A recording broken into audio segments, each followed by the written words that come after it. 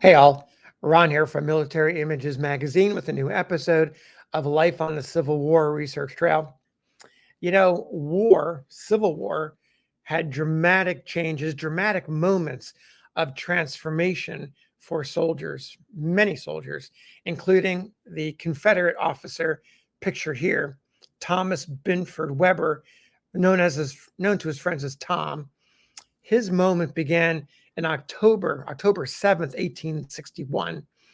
On that day, he's a 27-year-old private in the Confederate Army with the Ninth Mississippi Infantry, and he was walking along the beach near camp in the Florida Panhandle. He was walking with his brother. His brother's name was Watkins, or Watt was his nickname. The two guys needed to get away from camp for a while, and as the waves lapped against the shoreline, the two boys talked, went for a long walk, and it boosted Tom's morale. He had grown frustrated by inaction and idleness since the regiment had been dispatched to the Gulf Coast. He had thought about quitting, but he decided not to, bolstered by his brother Watkins and the enthusiasm to continue the fight. But less than 48 hours, all of that changed when Watt was killed in action. That fight happened on October 8th, the nighttime of October 8th. It was a raid on Fort Pickens, located at the western tip of Santa Rosa Island, the mouth of Pensacola Bay. The Union garrison had held out for a long time against Confederate occupation, and Southerners had realized that a direct assault on the fort was not going to work. So instead, they resorted to a siege combined with occasional raids to try and break through, try to punch through the fort. One of those raids was late on the night of October 8th. The Weber boys were part of it, with 1,000 other soldiers crossing from the mainland on boats, landing on the island a few miles from the fort, undetected. There's a chance that they were going to get away with it this time. Tom was chosen as one of the skirmishers and thrown out in front of the column. He and the others advanced. They confronted pickets who belonged to the 6th New York Infantry. Those New Yorkers fired several shots, and 2 shots directly at Tom, but they didn't hit him. The Confederates, Tom and his buddies, continued on. They pushed the New Yorkers back and marched on the New Yorkers' encampment outside the fort before dawn. They went at a run, encountering and killing sentinels, and they eventually reached the camp and sent the New Yorkers flying. They soon turned their attention to the camp itself and the stores. They burnt everything and then took off to return to the boat and get back to the safety of the mainland. As they headed back to the transport, Tom remembered how a company of U.S. regulars in ambush fired on them, and one of the bullets fired by the regulars hit his brother Watt. Watt fell mortally wounded, living only a few minutes. Tom wrote in his journal, "Oh, merciful God, what a severe visitation." He added, "I have often thought my lot in life a hard one. I had so many severe trials and sore troubles, but would to God that I could live all my troubles over and have them aggravated to the full of human imagination. If it would recall the life of my brother, gladly would I die to restore him to life." Tom and the regiment accompanied Watt's body back to Pensacola with the help of friends. They found a metallic burial case and suitable clothing to bury Watt. Tom noted, "We had his corpse neatly and securely sealed in the case. Although it can be of no particular benefit to his remains, yet how much more satisfied to know that he is well cared for and secured so that I can carry him home to be buried in a more hospitable land than this." That home was located in Bahia, Mississippi. Watt returned his body in the casket, accompanied by Tom. The news had already reached the family. He was grief stricken. Everyone was grief stricken. The father, the mother prostrate with sadness, 3 sisters, and a brother grieving so badly they didn't know quite what to do. Tom decided to stay. He couldn't leave his home and his family in a moment like this. The family wasn't native to Mississippi. In fact, Tom was born in Tennessee. They had moved to Mississippi when he was a younger man, late teen in the 1850s. He established himself in town as a postmaster and went on to become a partner in a local dry goods store. Like many in northern Mississippi in those years leading up to the war, he was a Unionist. But when secession came, he also joined other Southern men, other Mississippians, realizing that he had to change his allegiance. He wrote, "It has been my political creed to try and arrest the calamities which now beset us." That was in March of 1861 when he wrote those words. He had turned from a Unionist to a Confederate. He wrote, "We are in trouble and we must meet like men. I noticed, though, that men who stood by me and voted by my side for the Union, as long as there was a hope of maintaining it, have been the first and most liberal in getting up volunteer companies and enlisting them for the maintenance of our rights. And the open and avowed secessionists, men who have been clamorous for secession for years, seem disposed to fold their arms and leave the work of defense to the men who gladly would have avoided the trouble and lived on in peace and quiet." Meanwhile, in Washington, D.C., Abraham Lincoln took the oath of office as President of the United States. That was on March 4th of 1861. Tom's journal entry of that day made no bones about where his loyalties lay. He noted, "Inauguration of the Black Republican administration. Thank heaven I am out of the Union." Before the end of the month, he had enlisted as a private in the Jeff Davis Rifles, a locally formed company that became part of the Ninth. He refused pay for his service. And then, of course, he goes to Florida, has the death of his brother to contend with. And as a result of Watt's death, it inspired Tom with an almost fanatical sense of duty to the Confederate cause. He came back into the war in 1862 with unbridled fury.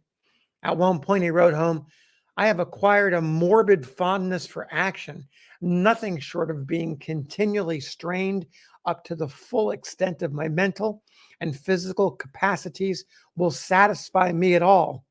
Let it be forward, forward, forward."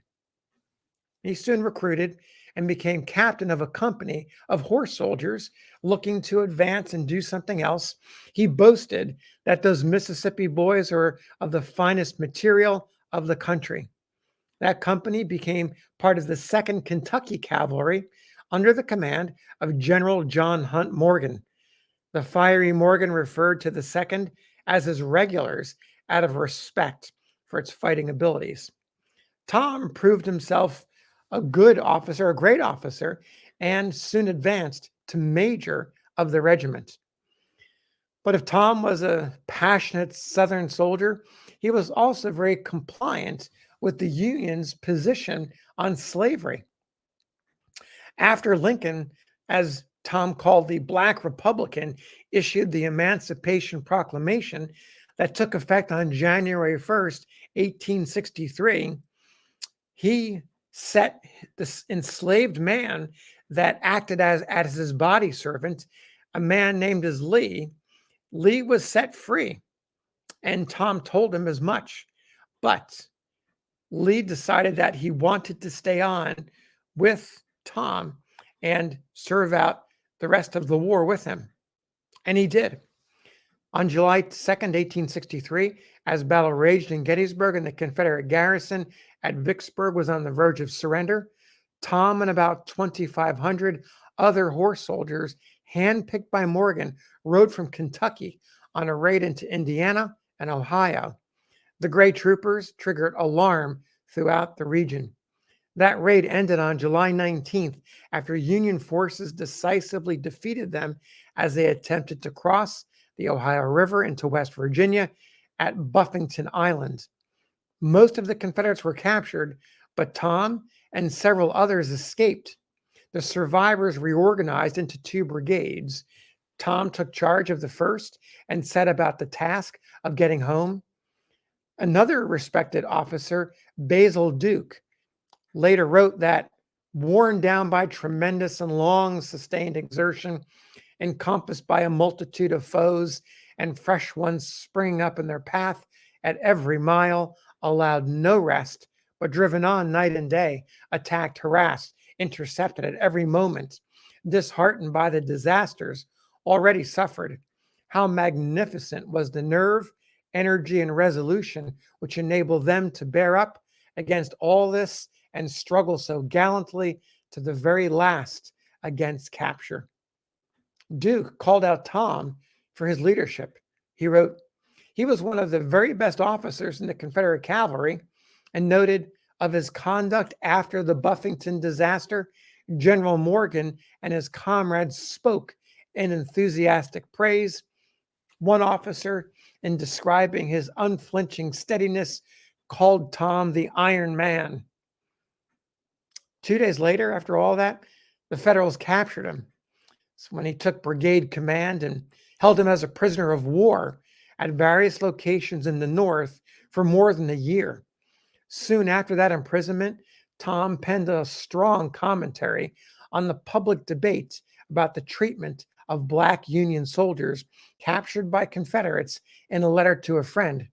He wrote, until the end of time, yes, until eternity has run its last round, rather than our government shall acknowledge the doctrine of Negro equality by an exchange of Negro soldiers, I hope all Negroes captured in arms and their officers may be hung. No question about that, where he stood. Federal authorities discovered that passage during a routine inspection of outgoing prisoner letters, and they punished him. They locked Tom in solitary confinement for expressing sentiments hostile to the policy of the United States government. Not long after that, in the summer of 1864, Tom and 54 other Confederate officers were sent under guard to Charleston Harbor to be placed before Union batteries on Morris Island, effectively human shields. The plan was a retaliatory measure ordered after a Confederate commander exposed a similar number of Federal prisoners, 55, to fire from their own long-range guns. Tom and his comrades spent 5 weeks confined on a steamship in stifling heat. Finally, they were exchanged for 50 Federal officers and released. Tom headed to Virginia, where he fought through the fall and into Richmond in April of 1865.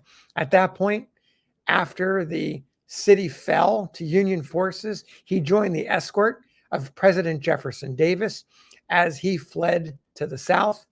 Tom parted ways with the presidential party near Washington, Georgia, a few weeks later, shortly before Davis was captured.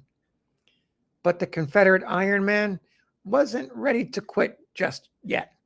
He struck out with his remnants of his command for Texas to join the last standing Confederate army. The troopers rode as far as Columbia, Mississippi, when they learned that those forces, E. Kirby Smith's Trans-Mississippi Department, had surrendered. Tom disbanded his command and returned home. He married in 1866 and died 3 years later at age 35 of softening of the brain. It's probably a stroke. So there's the story of Thomas Binford Tom Weber of the 9th Mississippi Infantry and the 2nd Kentucky Cavalry, his activities throughout the war, and the story of how he survived all of it, only to die relatively young after it was all over. Thanks for listening. We'll see you on the next episode of Life on the Civil War Research Trail.